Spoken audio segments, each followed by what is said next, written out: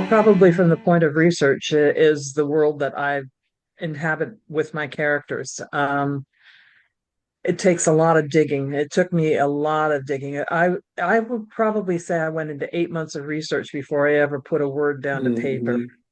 Mm-hmm. Just getting in touch with what happened with the post-Regency period, post-Napoleonic period, because it's not one that's written a great deal about. You get the early Victorian, you get the late Victorian, and you get Mm-hmm. the Regency. But that sort of in-between period when William the Fourth was the king and the new Victoria came on, there wasn't an awful lot out there. So I had to do a lot of research on that. So that I found to be the most frustrating. And then to weave that in with my characters, Mm-hmm. make my characters believable in that world, but at the Mm-hmm. same time provide them with um, characteristics that were not totally acceptable in that period of time, trying to make them progressive even in their own era, Mm-hmm. but that would be relatable to people today. Why did you feel, I know about the relayability, but did you find that it was necessary to make them more progressive, or were manner, I know nothing of the time period other than what I've read through your books. Would it have been such a turnoff then for people in that world compared to our modern reader? Would that not be relatable?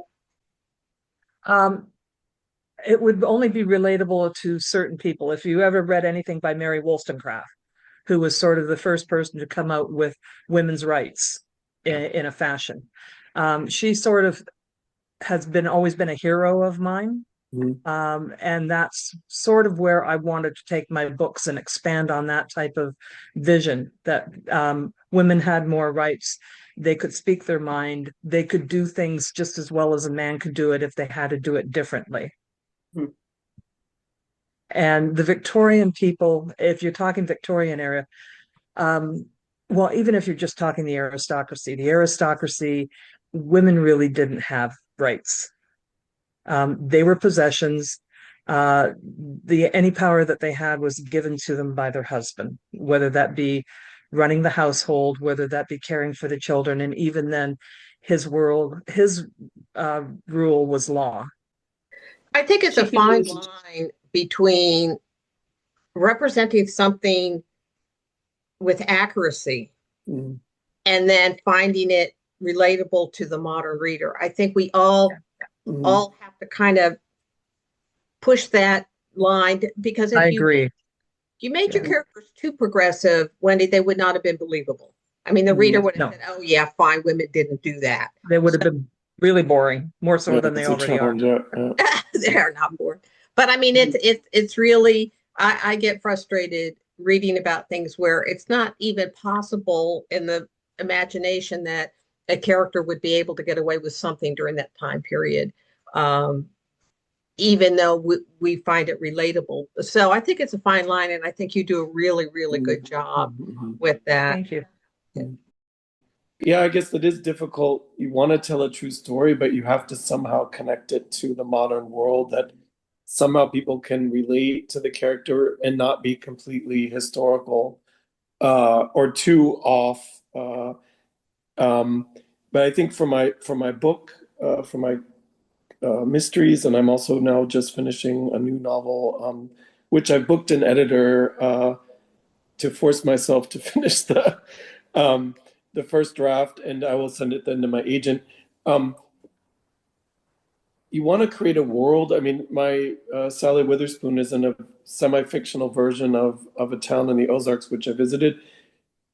It's this fine line too. You want to be as accurate as possible. You don't want to be too, because it's a real place, which I've renamed, slightly renamed.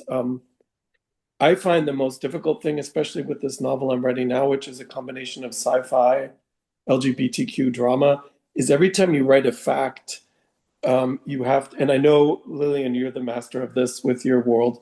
Um, it's so, I mean, you write it all down, but you still have to like try to remember all these things as you're writing. Like if you say somebody such and such or this place, Mhm.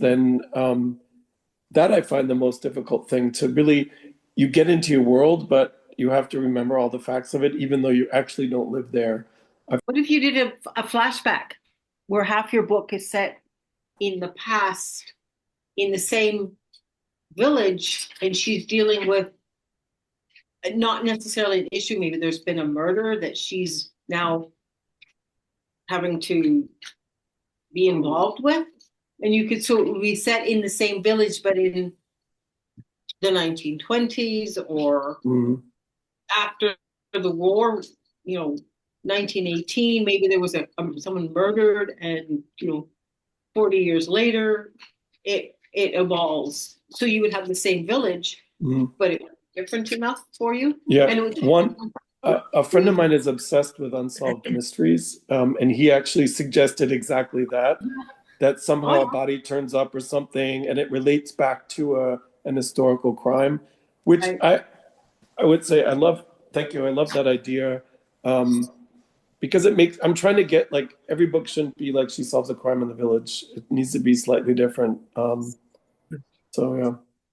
I think right now, you're right. I think I've said that I find that my work is more character based. I really get into my characters, but I realize that can't be the entirety of the story. So, I have centered on certain familiar areas, and the next number 4 that I'm writing, I am branching out into other areas, and I find it's doing the research to make them believable, particularly places I've never been, is very challenging. And so that's sort of what I'm working on now, to place these people for whom I've been absorbed in situations in a different environment. So, that's something I really have to push myself at, doing that research, finding those places, developing those stories outside of the major story, and also integrating my theme with that story. Because I think we had talked about this before, all my books are based on legal themes. And the legal that theme I've chosen for this book is again a little bit arcane, and I don't have a lot of experience in it, but I think it'll be an interesting feature of the book. So, and it is based on something that happened in real life, but I'm going to obviously obscure that or embellish that a little bit. So that's another challenge, to get that part of it right, to sort of establish that legal theme and do it in an accurate form, but also in a way that's compelling to the characters and to the readers. So in my legal career as a lawyer, I really didn't do much litigation. I hate litigation, actually, because I'm like totally non-adversarial. I really hate it. And that's why I like being a judge so much, because I felt like I was a problem solver. Like I was doing mediations where I brought people together to find solutions, or I listened to the evidence and I tried to, I follow the law to create it, to find a solution. So litigation to me was sort of anathema. And I think you have to have a certain personality to be a trial lawyer, and I don't. Eric touched on the research, and Harriet talked about the fact I'm writing about an area of the United States that I've never lived in. I've never visited North Carolina. So I do a whole lot of research on the sort of, not minutia, but that sort of like, what would you drink if you lived in North Carolina? And what is North Carolina barbecue like? And what plants grow in there? That sort of thing. And then the other issue is that I've never, unlike you, plotted things out. And so I'm like Eric, having to remember, oh yeah, this person is this, and this person is that, and this person can do this. And in this last book, they're going to have a war. I've never written a battle. I've never been a soldier. And all of a sudden now I have to negotiate a war between magical beings. How do you fight somebody who's as powerful as you are? And wouldn't it be a stalemate? Or couldn't you just like drop a great big rock on everybody and say done? And then you've got to, because it's the end of the series, I have to pull all these different threads to make sure that they're all Mhm. explained away and satisfied so that at the end I can say, done. We know where Mm. everybody is, what they're going to do.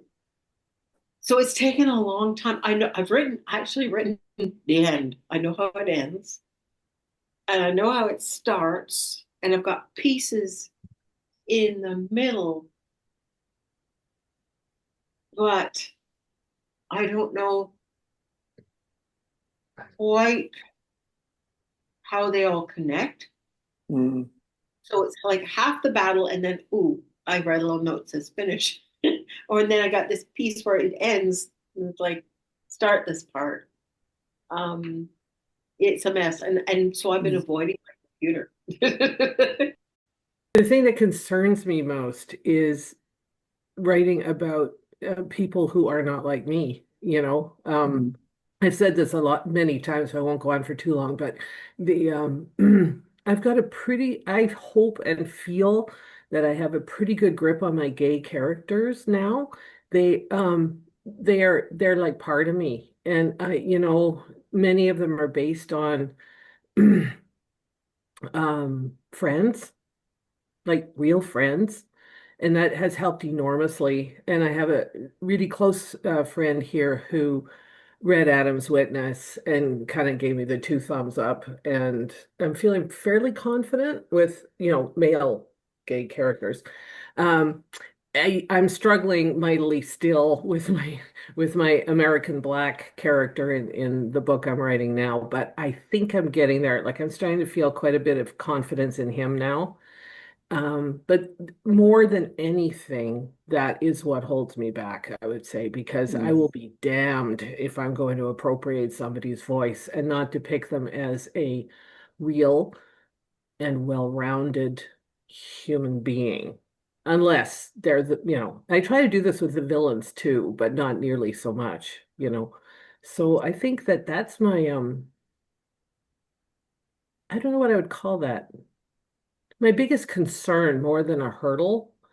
Um, yeah, this is super important to me. So we'll see how he turns out. Unless your book is only one type of person, you will always be right, and which I don't think would be very interesting. You're always going to be writing people you don't really know, and like you said, you try to get as accurate as possible or ask people that you know, but it's never going to be exact, and you want to have a variety of people, I think, in the story. Yeah, and I Um, don't think it's okay anymore not to either. So you're yeah, kind yeah, of in a spot, you exactly, want a yeah, diversity of characters, and people will go after you for that, and yep, both sides, right and left, you yep. know. Um, it's a bit of a minefield. But the other thing though is that my books are about that. Like the first book is about homophobia. How do you Mm. do that without gay Yeah. characters? And That's a little bit of okay, a I don't challenge. have to write these books in theory, but I do because they're in my heart. Mm, mm, People are so quick to jump on you for how you portray your character. Anything. If it is Yeah. not me being a white woman, if I'm trying to portray somebody outside of my social and my gender and race. And I'm Mhm. trying to make social justice points, right? Yeah. So how do it's impossible to do that without including the people who are involved, the Mhm. actual people who may be indigenous and maybe black and maybe homosexual. And there it is. And it's what I do. I don't, like it's what I want to write about. So it's Well, important to me, and it's just, I don't know. I guess I'll it have would to take be my lumps when they come. the omission would be an insult. It would indeed be an insult Yeah. in these parts. Yes, it would. And especially in the time I'm writing in, which isn't Yeah. that long ago. It takes place in the late aughts, 2007 to 2009, it maybe 2010 is the arc. And that's pretty contemporary still, Yeah. Yeah. So, yeah, I don't know. It's a tough one.